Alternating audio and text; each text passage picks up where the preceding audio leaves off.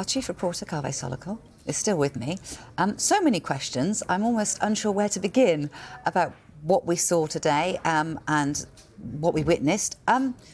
What are your reflections?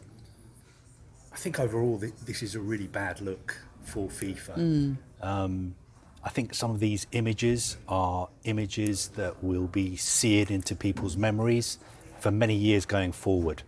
I still remember Sepp Blatter in 2010, the much maligned former president of FIFA, opening that envelope, and you could tell from the look on his face that he was upset, he was annoyed that the World Cup in 2022 was going to Qatar. I still haven't forgotten that image. Now, contrast that with the image of Gianni Infantino, the current president of FIFA, smiling and being so happy that the World Cup is going to Saudi Arabia in 2034, when Saudi Arabia 2034 was the only bidder. Another image, I think, that looks bad for FIFA and people will be replaying over and over again in the coming weeks, months and years. Those people standing and clapping.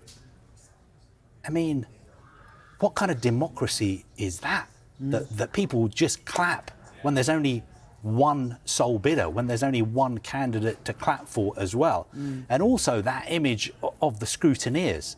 Now, with all due respect, is that a good look for FIFA to cut to a shot of scrutineers who are supposed to be scrutinising what is going on, giving the thumbs up, some of them giving 2 thumbs up. And then we came to the actual part of the proceedings where we were told there was going to be a vote. Of course, we told you consistently that it wasn't going to be a vote as we know it. It was going to be what FIFA call a vote by acclamation, which is just people clapping. And there you saw, obviously, it was done virtually, it was done online, when it really should have been a proper congress where people would have attended, where the media would have been able to attend, where there'd be a press conference. But FIFA have decided that it was going to be online and it was going to be done by acclamation. That is another image I will not forget, and I'm sure football fans will not forget for a long time. Gianni Infantino standing in front of those screens, and then when he invited everybody to applaud, it went to a wide shot. So we actually couldn't really see if everybody was applauding or not. From what I could see, my eyesight is not that great anymore. I'm pretty sure some people were not applauding. Perhaps FIFA can confirm that for us. And don't forget, not only was there not a real vote, there was also not an individual vote for 2030 and 2034. They were all, even though there was only one bidder, they were all lumped together.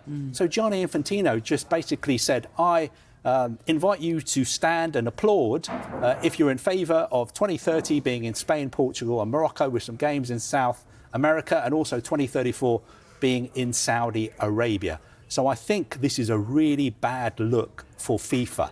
And one thing that struck me when I was watching this live was, when you think of programmes like Strictly Come Dancing, I'm a Celebrity, Get Me Out of the Jungle, The X Factor. Get me out of here, but Get me out of here, or whatever Semantics. it's called. Even these programmes, this is like light entertainment, not something as serious as who is going to host, World Cups.